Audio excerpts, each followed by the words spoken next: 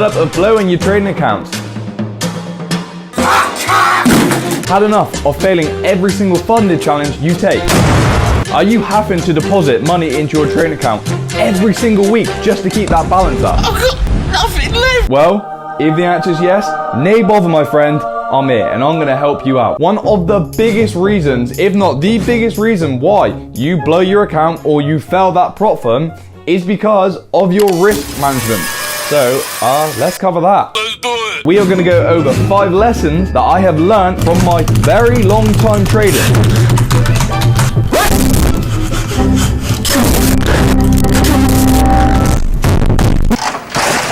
Now, I know what you're probably thinking. This guy is fucking stupid. No, that's not quite what I meant. I just meant that you've already probably learned about risk management, but yeah, anyway, back to the video. Michael, risk management. I've learned all that. I don't need that. I've done everything. And you know what? You're probably right. You've learned risk management. Don't worry about it though. Just click off this video. You've already learned about risk management. But no, because you haven't learned it from me. I'm going to visually show you why your risk management is so important with actual numbers and statistics. Look, boom! A Google sheet that's visually going to show you why implementing a proper risk management strategy is so important. So yeah, I guess watch the rest of the video. I would say. So yeah, see you there. The first lesson is that risk management is either second or joint top for the most important part of your trading.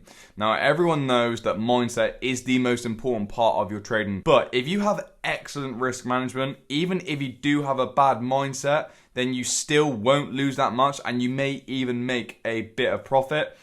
So that's why I say joint top, but overall I would probably put mindset at the top, closely followed by risk management. Risk management is 100% above your technical analysis because you could have the best technique in the world, but if you don't have good risk management, you're still not going to make any money. Whereas you could have a really, really shitty technique, but if you have excellent, amazing risk management, you could still make a little bit of profit maybe, or you would very much limit your losses and you would never ever end up blowing an account. And that is why risk management is so important. And it is covered a lot, but I feel like people don't go into much detail to why it is actually so important. So for the other lessons, I'm going to give you like visuals to why risk management is just so important and the lessons behind it. Now, number 2, and if you haven't heard this lesson before or this rule and you're not applying it right now, I'm going to go ahead and assume that you've blown a lot of accounts and you're still not making any money in your trading. Correct. And this is the simple rule: only risk 1% of your account. And I would even go as far to say only risk 0.5% of your account if you have a funded account or you're looking to get a funded account.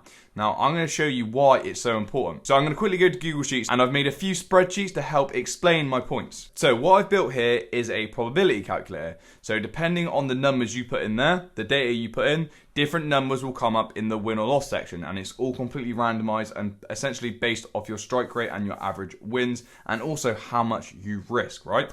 So let's say that we're going to take, let's just say 100 trades for now. We're going to take 100 trades and you can see it's already populated but nothing's in yet. And let's say our strike rate is 40%, which is very reasonable. 40% is a good strike rate. I know on all the socials you probably see people winning 100% of their trades or 99% of their trades, but that's shit and that isn't really real. That's just social trading, which you need to try and ignore the best you can. Now we're moving on to the average win percentage and how much we're going to risk. And to start with, I'm going to do not risking 1%, 0.5, and show you where the problems lie. Because what a lot of people do is they tell you, oh, you need to risk 1%, and if you don't risk 1%, you're not going to make money, and all this and all that, but they never explain it. And yes, technically, you can actually make money risking more than 1%. It is actually possible to do that, but it's more the mental side makes it so incredibly hard, and odds are you're not going to ever pass a funded challenge. And you'll see why it's so hard, right? So let's say our average win is 10%. We're going to go for a massive 10% win. And let's say each time, the reason we're getting that 10% win is because we are risking 5%, right? And all I have to do is, if I click this, it will spin it and you'll just get random numbers every time. And the losses and the wins are done off the strike rate. And obviously the average win is done off, the percentage won is done off average win. and the losses. You get it. You get the drift. You get the Tokyo drift. We got it. Okay. So let's now actually look at the data. I'll spin it a few more times. So you can see total percentage gained is 75%. So you could have made 75%. But here is where we get to the problem. And this lies in your max drawdown. Because you need to understand, in your trading, you are going to go through periods of drawdown. Just periods where you'll lose a lot of trades in a row before you start to get back on your winning streak. And this is inevitable. Honestly, you cannot avoid this. I don't care who you are. This will happen. Warren Buffett, the world's richest investor, has had his net worth halved, I think 2 or 3 times. So if you really think you're not going to go through brief periods of drawdown throughout your trading career, then I've got some bad news for you. It's going to happen. So you need to be ready to accept this. And the thing is, it's not a problem, because as long as you carry on taking the trades in your plan, playing out your edge, eventually you will make this money back. The problem usually comes when you start to panic, worry, stop taking trades, and you never gain that back. And also, you never know when you're going to start the drawdown, which is another problem, but that's another video. But here's the problem. So you can see max drawdown is 20%. So this means at one point in your trading, you would lose 20% of that account. Now, this could be at the start, this could be through the middle, whatever, you do not know. But if your max drawdown is 20%, that means you are going to be losing a lot of money at some point. And are you willing to actually do that? So look here, we've got a little bit for your funded accounts, because I know a lot of people want to pass funded challenges. So let's say we go for the standard $100,000 FTMO funded, whatever, the funded trader, what's the other one? My Forex funds, FTMO, and the funded traders, the best 3, I would say. So I've included the split because most are 80%. Now, I accidentally messed up what I was saying, so I had to cut a bit, and when I did that, I accidentally spun it again. So now the drawdown has actually dropped to 35%, which is, again, completely plausible. It's done off random numbers, and that's all trading is, statistics, probabilities. So now the drawdown has dropped to 35%.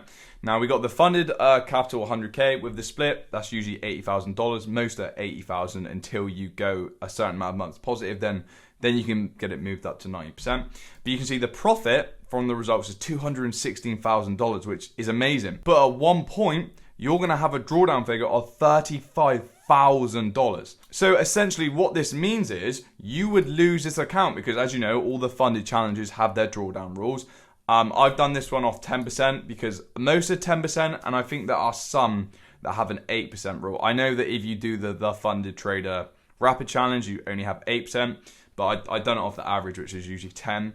But as you can see, that's above 10%. So that means that you would fail that challenge, which either means if you were taking the challenge in the first place, you would fail. And if you'd already passed this challenge, it means you've done all that hard work, and maybe literally the month after you passed, you go for a little bit of drawdown and boom, you failed again and you've got to go back for it all again. Now, the problem is, in theory, if you have enough of your own money and you aren't doing a funding challenge and you're just using your own invested capital, technically, this will still work, but it is a lot of fucking mental stress to go through, okay? To go through mass amounts of drawdown, losing a lot of your actual income, a lot of your net worth, because your Forex account is included in your liquid assets. So you'll be losing a lot of money at a time.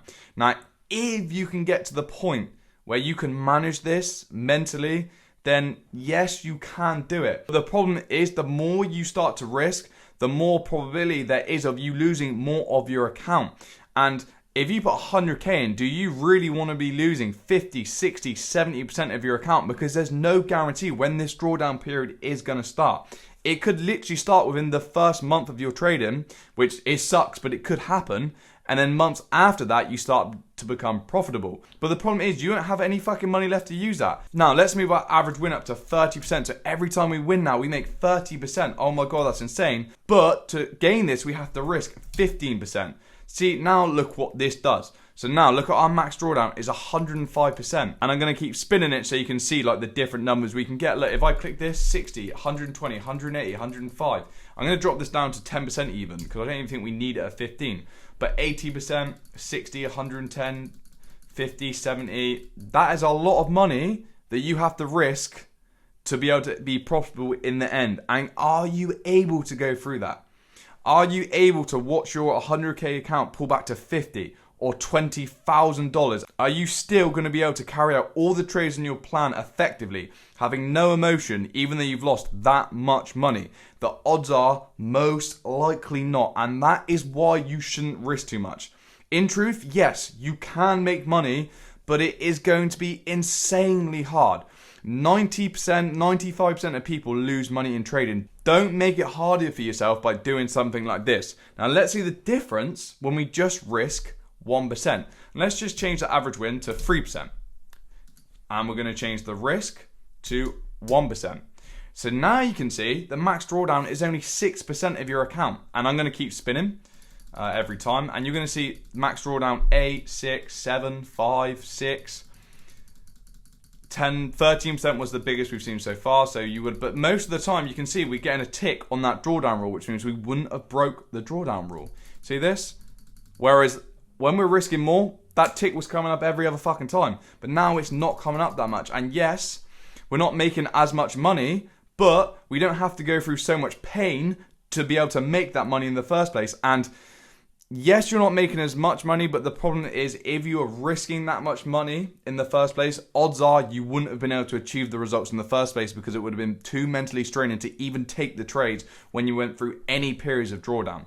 Now, I said at the start, either risk 1% or 0.5%.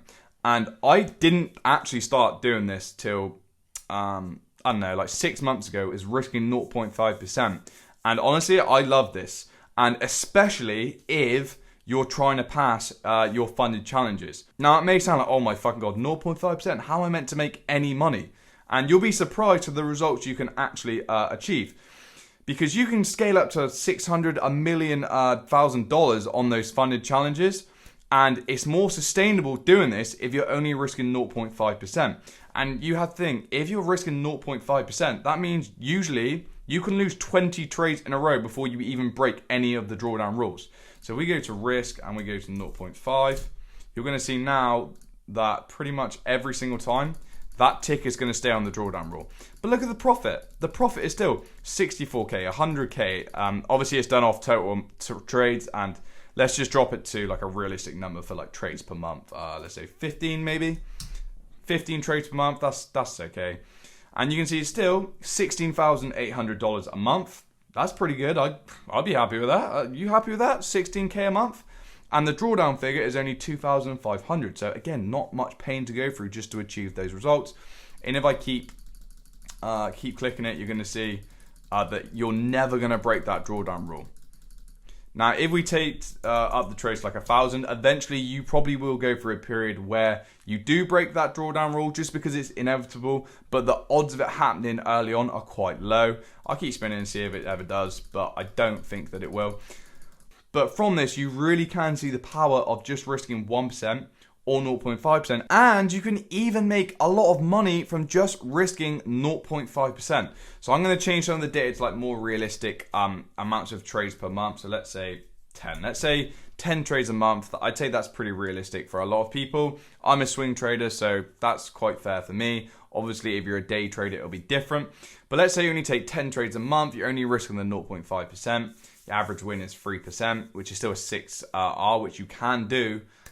Still risking that 0.5%. I personally do 2.5, but I actually forgot to change it on here like I was going to, but it doesn't matter. And you can see that if you still had that 100k account with the 80% split, you could still make $7,600 a month. Okay, that's still good money from only risking that 0.5%. And remember, the 100,000 account is just this beginning, it's just the start. We could move up to $400,000. Let me change this to $400,000. And now we've got $8,000 per month.